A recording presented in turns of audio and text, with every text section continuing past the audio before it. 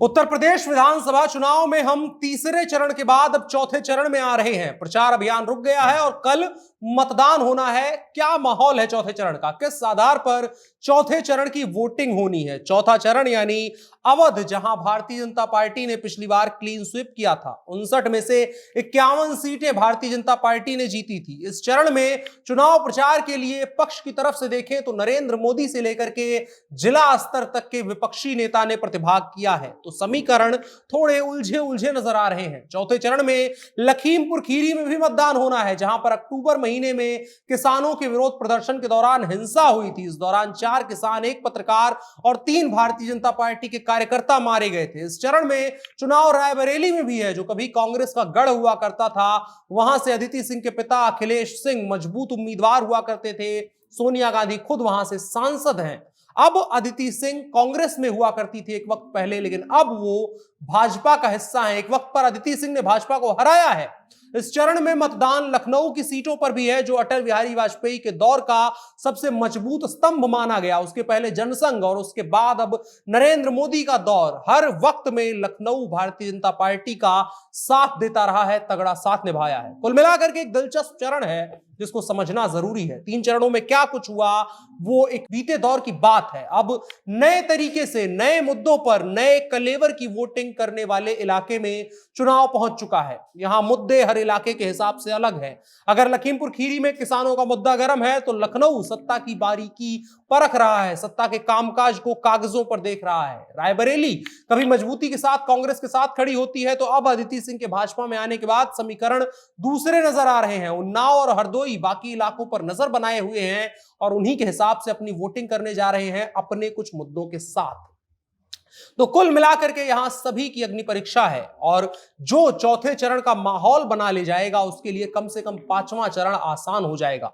आइए समझते हैं कि इस अग्नि परीक्षा में कौन कहां बैठा है और क्या कर रहा है। नमस्कार, मेरा नाम है अनुराग मिश्रा और ये जनता जंक्शन शो है। कल लखनऊ समेत चौथे चरण के हर इलाके के आसमान में हेलीकॉप्टर कुछ इस तरीके से उड़ रहे थे, लग रहा था कि युद्ध होने जा रहा है। युद्ध हो रहा है, बस बंदूक गोली वाला नहीं है, ये बयान और बोली वाला है। बयान और बोली इसलिए क्योंकि उत्तर प्रदेश में चुनाव है और चौथे चरण में कल मतदान करने वाला, जो मतदान होने वाला है, उसका प्रचार थम गया है, लेकिन अंदर ही अंदर सब कुछ पक रहा है। क्या हो रहा है यहां?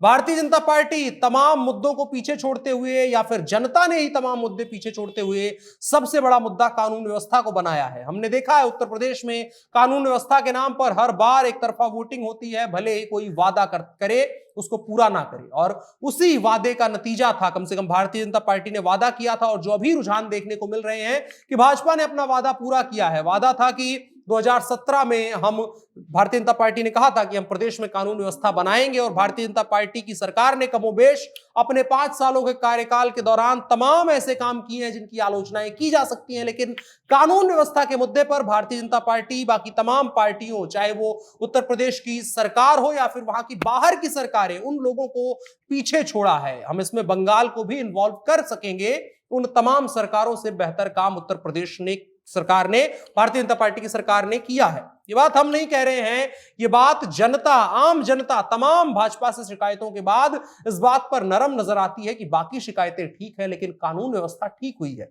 सामने से समाजवादी पार्टी कानून व्यवस्था से हट करके दूसरे मुद्दों पर बात करना चाह रही है, जाति के समीकरण साधना चाह रही है। कानून व्यवस्था वाले सवाल पर अखिलेश यादव टका से जवाब दे रहे हैं कि डायल 100 को योगी आदित्यनाथ ने कबाड़ कर दिया है।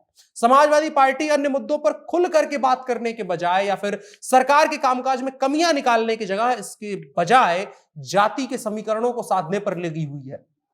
सीट ब सीट समाजवादी पार्टी जाति के समीकरण को साधते हुए चुनाव में चुपचाप इस चरण में आगे निकलना चाहती है। लेकिन क्या ये सब कुछ इतना आसान रहने वाला है? क्या भारतीय जनता पार्टी सिर्फ कानून के मसले पर बात करके जीत पाएगी, या फिर समाजवादी पार्टी दशकों पुराना सोशल इंजीनियरिंग का फॉर्मूला लगाकर जीत सकती है इस चरण को?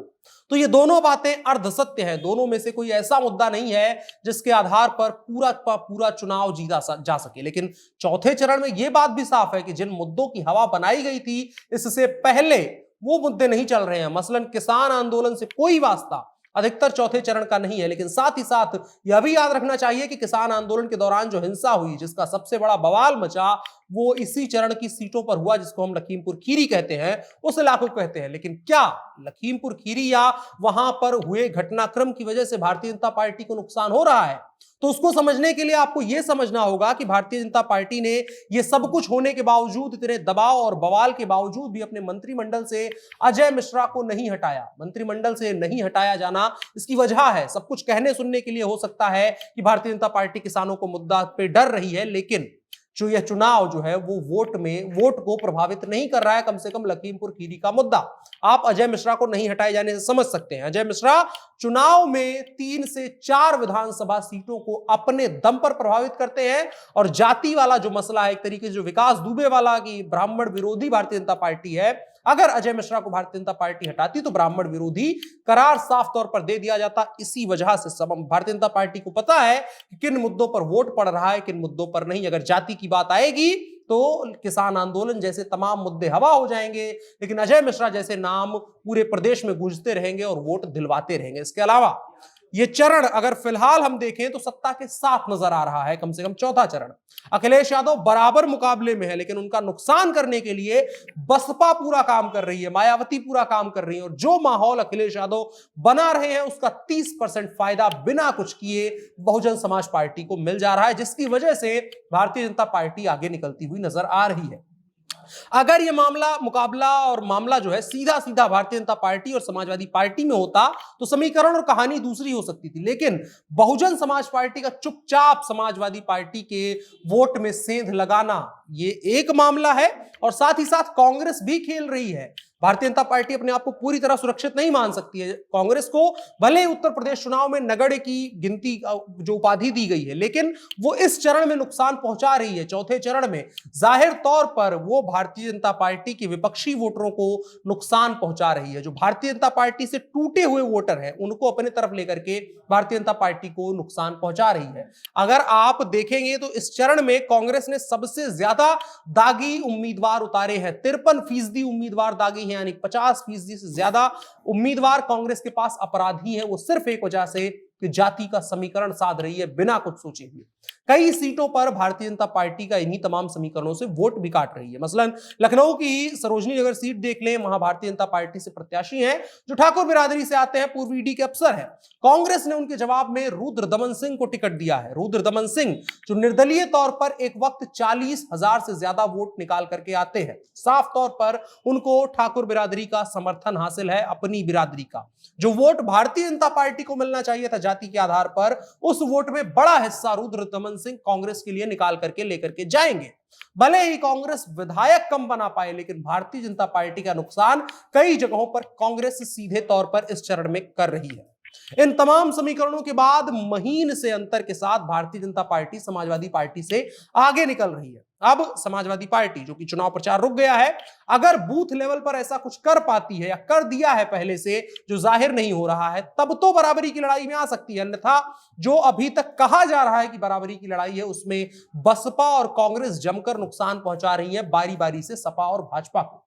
और अगर समीकरण के हिसाब से देखें तो कांग्रेस भाजपा को कम नुकसान पहुंचा रही है, लेकिन सपा को बसपा ज्यादा नुकसान पहुंचा रही है। और चौथे चरण की यही कहानी रहने वाली है।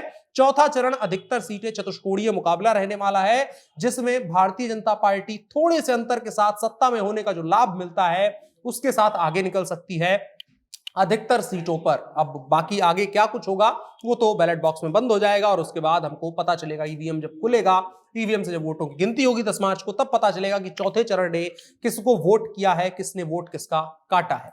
आपकी क्या राय है कमेंट बॉक्स में जरूर बताएं, और साथ ही साथ जिस विधानसभा से आते हैं उसके बारे में अगर कुछ लिख सकें तो जरूर बताएं। फिलहाल के लिए इतना ही। बड़ी खबर में आज इतनी ही बात करेंगे। अब बढ़ चलते हैं कार्यक्रम के अगले हिस्से की तरफ, जो है इन शॉर्ट। पहली खबर अंतरराष्ट्रीय है। यूक्रेन संकट के बीच भारत ने एक बार फिर से अपील की है कि भारतीय नागरिक और छात्र तुरंत यूक्रेन छोड़ दें। यूक्रेन की राजधानी कीव स्थित भारतीय दूतावास की ओर से एक बार फिर से एडवाइजरी जारी की गई है। इसमें भारतीय छात्रों से तुरंत यूक्रेन छोड़ने की अपील की गई है। कहा गया है कि भारतीय छात्र विश्वविद्यालयों द्वारा ऑनलाइन कक्षाओं की आधिकारिक पुष्टि के बजाय वापस वतन लौट आए। इसमें बहुत सारे दांवपेच है, उस पर हम विस्तार से किसी वीडियो में बात करने की कोशिश करेंगे। इसके अलावा एक और खबर उत्तर प्रदेश से, बसपा सुप्रीमो मायावती ने सपा, कांग्रेस और भाजपा पर जमकर जुबानी हमला किया है। उन्होंने कहा कि सपा सरकार माफियाओं की सरकार थी, वो एससी एसटी के अधिकारों को छीनने का काम कर रही थी। कांग्रेस पर हमला बोलते हुए मायावती ने कहा कि वो वोट के लिए नाटक करती है। जनसभा में भारी भीड़ थी मायावती को, जिसको देख करके मायावती काफी खुश नजर आई और यह बताता है कि बसपा अंदर ही अंदर अपने कोर वोट बैंक के साथ आज भी खड़ी हुई है। इसके अलावा एक और खबर, प्राइम पॉइंट फाउंडेशन ने देश के 11 सांसदों को संसद रत्न अवार्ड 2022 के लिए चुना है। इसमें एनसीपी की सांसद सुप्रिया सुले, बीजेपी के अमर पटनायक हैं, शामिल हैं। इसके अलावा भाजपा के तमिलनाडु के सांसद हैं एचबी हांडे और वरिष्ठ कांग्रेस नेता एम वीरप्पा मोइली को लाइफ टाइम अचीवमेंट के लिए चुना गया है। प्राइम पॉइंट फाउंडेशन ने मंगलवार को बताया कि संसद की वित्त, कृषि और शिक्षा और श्रम मंत्रालय की 4 समितियों को भी उनके योगदान के लिए सम्मानित किया जाएगा। सम्मानित किए जाने वाले 11 सांसदों में से 8 लोकसभा के और 3 राज्यसभा के हैं। इसके अलावा एक खबर बिहार से, नीतीश कुमार के राष्ट्रपति चुनाव लड़ने और विपक्ष के उम्मीदवार बनने का दावा कुछ मीडिया रिपोर्ट्स में हो रहा है। इन रिपोर्ट्स में दावा किया जा रहा है कि तेलंगाना के सीएम चंद्रशेखर राव ने इसकी कवायद शुरू की और फिर प्रशांत किशोर को नीतीश कुमार को तैयार करने के लिए और दूसरे दलों से संपर्क साधने के लिए जिम्मेदारी दे दी गई है। हाल ही में चुनावी रणनीतिकार प्रशांत किशोर से नीतीश कुमार की मुलाकात इसी सिलसिले में हुई है। देखने वाली बात होगी क्या कुछ होता है। आज के इन शॉर्ट्स में इतना ही। अब बढ़ चलते हैं कार्यक्रम के अगले हिस्से की तरफ, जो है आज का कानून।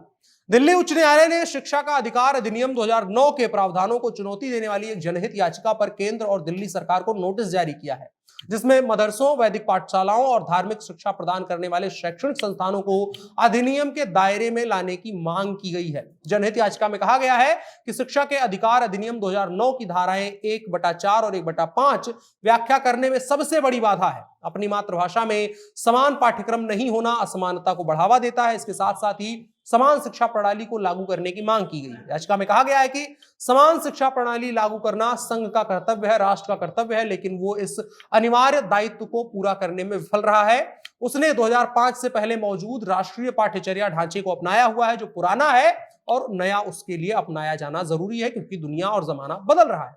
फिलहाल इस जनहित याचिका पर दिल्ली हाईकोर्ट ने केंद्र सरकार और दिल्ली सरकार से जवाब मांगा है। मामले की अगली सुनवाई के लिए 30 मार्च 2022 की तिथि निर्धारित की गई है। आज के कानून के हिस्से में इतना ही। अब बढ़ चलते हैं कार्यक्रम के आखिरी हिस्से की तरफ, जो है नसीहत। नेल्सन मंडेला बहुत बड़े आदमी हुए हैं और एक तरीके से जो देश में लोकतंत्र स्थापित करने वाले कुछ नेताओं में से एक नेल्सन मंडेला है। उनका कहना है कि मैं जातिवाद से नफरत करता हूं। किसी भी देश के विकास में सबसे बड़ी बाधा है जातिवाद। सरल सा मतलब है, समझने वाली बात है कि जाति के आधार पर केवल ब्लैकमेल किया जा सकता है। किसी भी तरीके से जब क्लास डिवाइड किए जाने लगते हैं तो इसका मतलब है कि अब ब्लैकमेलिंग शुरू होने वाली है। इससे बचिए, एक बेहतर देश और बेहतर समाज बनाने की तरफ आगे बढ़िए और अपने दिमाग में भी इन्हीं तमाम चीजों को लेकर के सोचना शुरू करिए। बाकी मौज करिए। आज के जनता जंक्शन शो में इतना ही। मेरा नाम अनुराग मिश्रा है। आप कार्यक्रम को साझा कर सकते हैं। इसमें देश और दुनिया और बिहार, उत्तर प्रदेश की तमाम खबरों के बारे में बात करते हैं। कैमरे पर मेरे साथ ओम प्रकाश थे। शुक्रिया।